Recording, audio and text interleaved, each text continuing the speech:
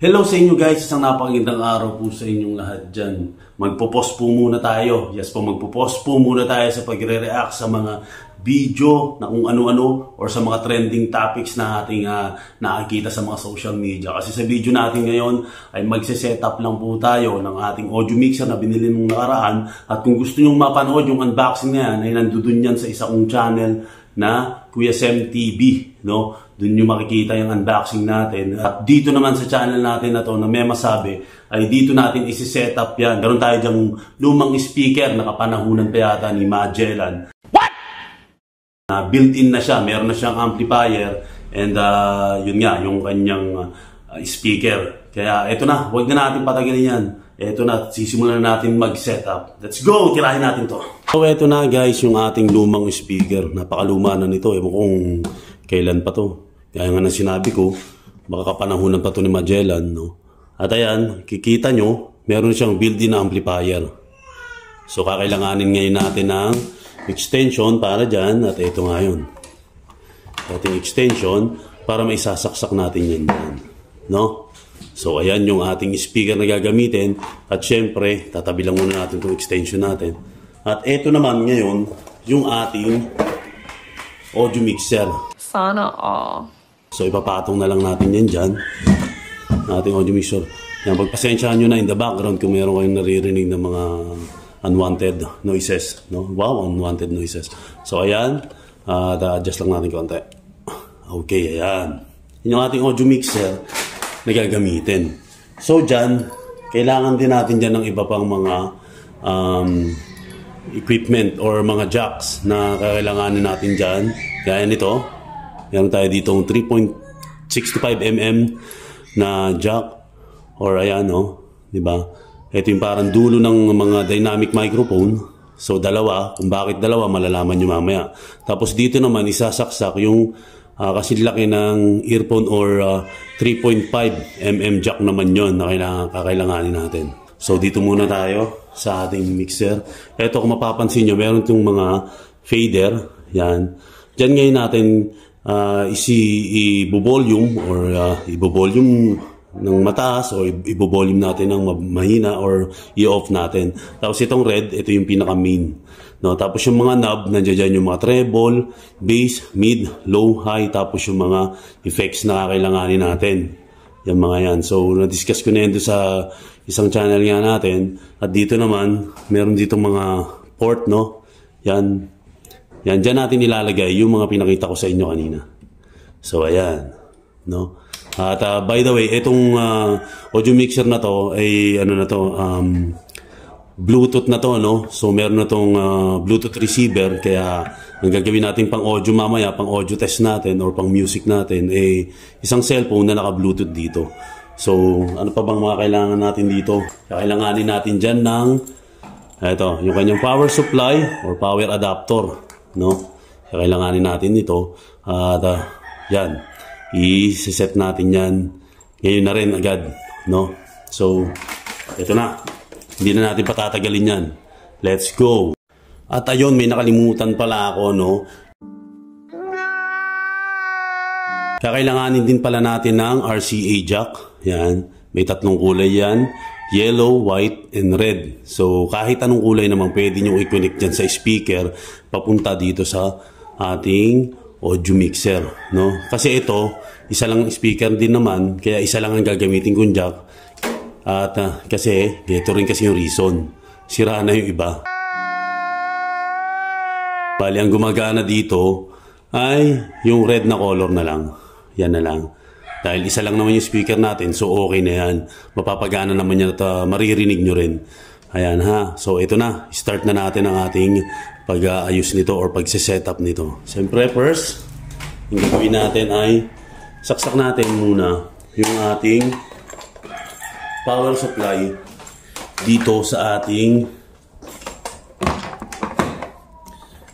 dito sa ating audio mixer. So tatanggalin lang muna natin itong naka-ano na to. Bali yan, oh. Yan, naka-ano pa kasi siya. Naka-tali pa. Okay? So tatanggalin lang muna natin para maano natin, may kabit natin. Yan. So ayan, dahil okay na, natanggal na. Yung itong dulo na to, kabila, hindi na natin kailangan tanggalin yan. So ayan, i-adjust lang natin yung ating camera ng konti. Yan. So ayan. Ito nga yung pinaka power supply niya. I-connect na natin yan dito. May connection yan dito. Yan, dito sa part na yan. Yan, dyan natin i-connect yan. At dito rin yung power switch niya. Magkatabi. So, kukonek lang natin yan. Sasaksak lang natin yan na ganyan. Dahil diroscas naman yan, sure na hindi matatanggal yan. Dahil may lock yan, no, ito. So, ilalak lang natin. No, yan. Lock lang natin ng konti.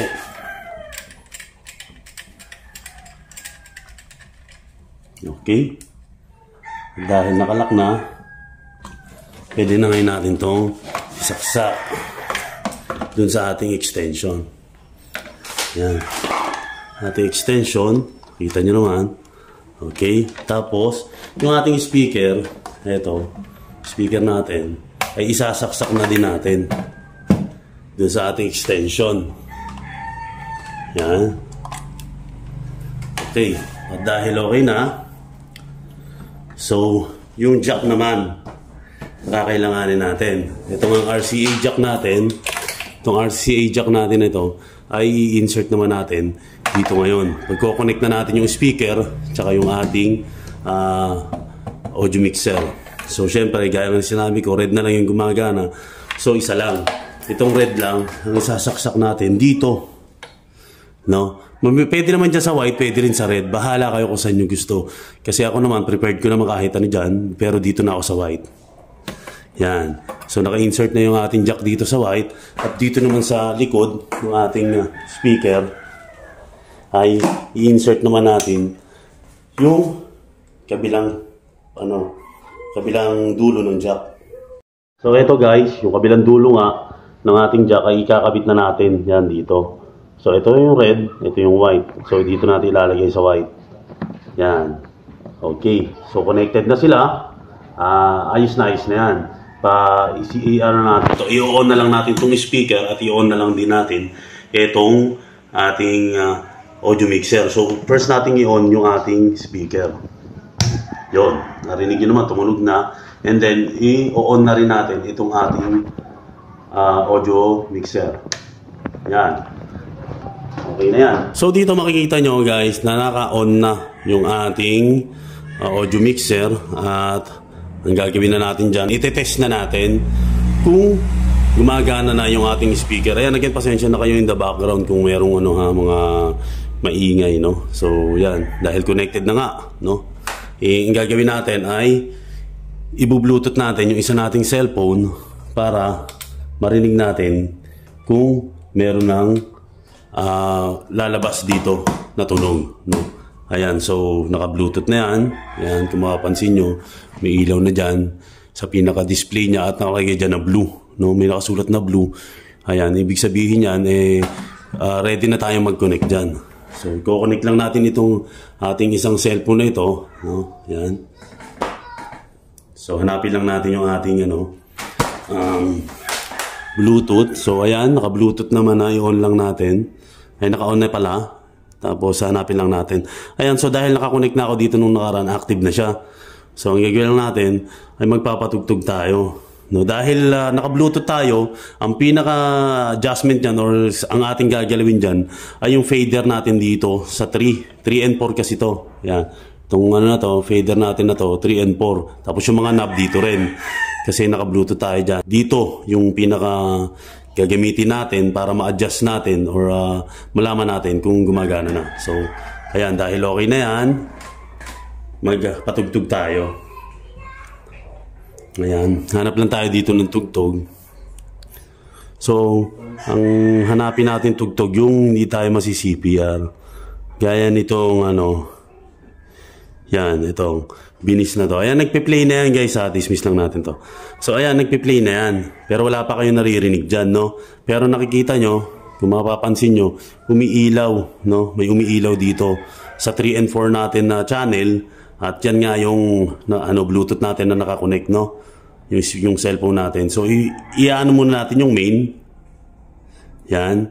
At dahil hindi pa tumutunog yan, dahil pa yung fader natin dito. Ang gagawin natin, i-ano lang natin. Ayan ha. Oh.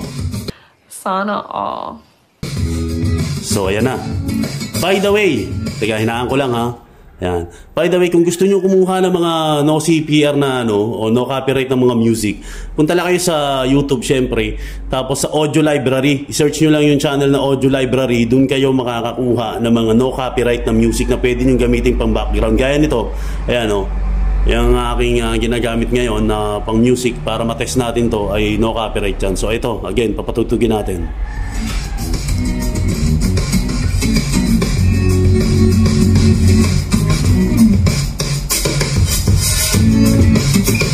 Okay? Ayan na, lalaro-laruin lang natin yung damdamin ng ating Hindi, joke lang. Laro-laruin lang natin itong fader natin para makita nyo na talagang, di ba? Marinig nyo. Ayan. Di ba? Kung gusto nyo palakasan ng treble o palakasan ng ang bass, dito na lang kayo mag-a-adjust. Yan. Dito lang yan eh. Sa tatlo na to na nasa taas. Yan. Tapos yung pinaka-gain nya, yan, pwede nyo rin galaw-galawin yan. Kasi ako, okay na ako dyan eh. Kumbaga, kung gusto ko lang pataasin yung bass nya, taas ko lang to. Yan. Yan. Di ba? Tumaas yung bass nya, narinig nyo naman.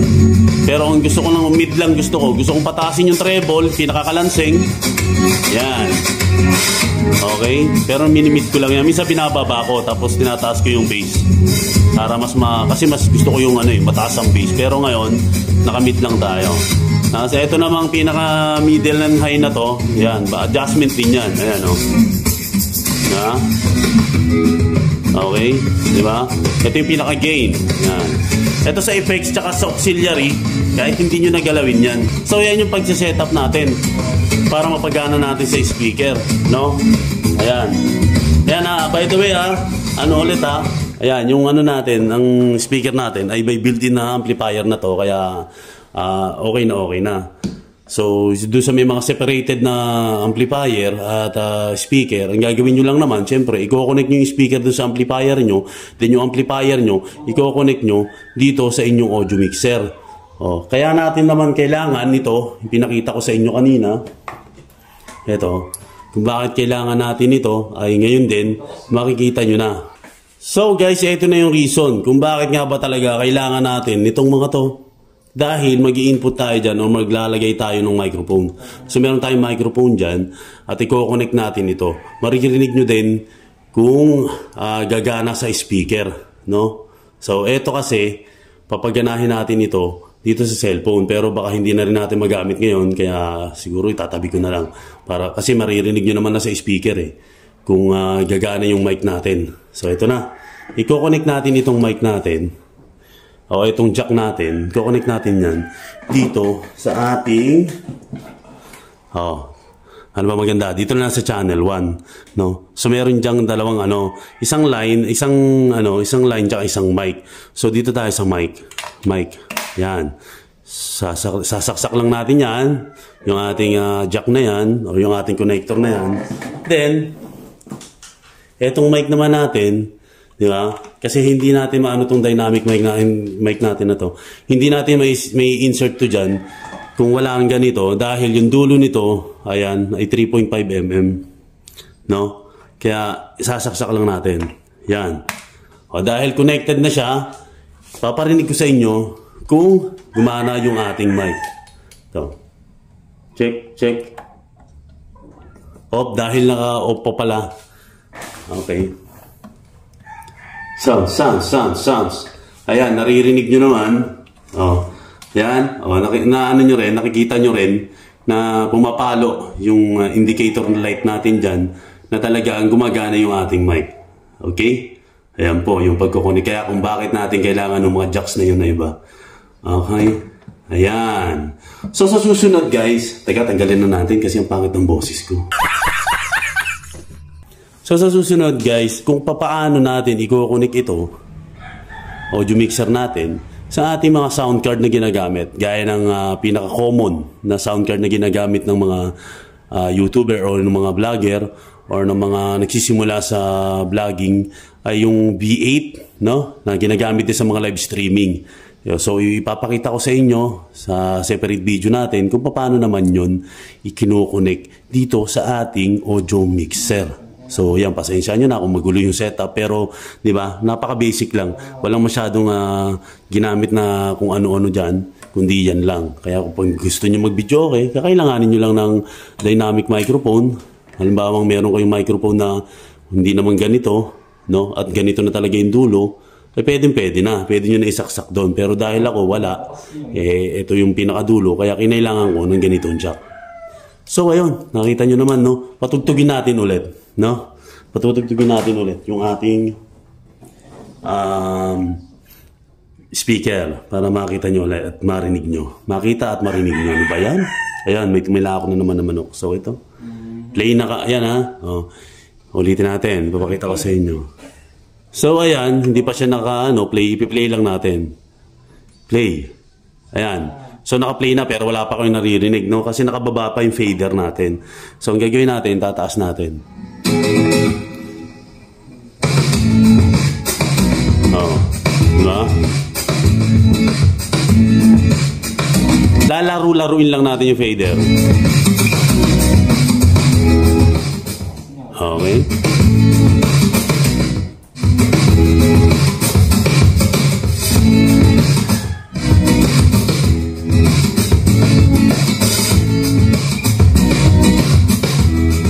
At yun guys, ang pagsisetup ng ating audio mixer sa ating speaker na may built-in na amplifier. No? Napakadali lang, napaka-basic lang. At bago natin tapusin itong video na to, ay gusto ko lang magpasalamat sa palagi pa rin nandiyan po sa atin, nag-aabang at patuloy na sumusuporta dito sa atin. No? Maraming salamat po sa inyo. Siyempre, for the last time, bago tayo magtapos talaga, ay magpapatugtog muna tayo. At magkita-kita po tayo ulit. Kung kailan man yan, hindi ko po alam. So, that's it for today's video. Eto na. Sound trip na po muna tayo.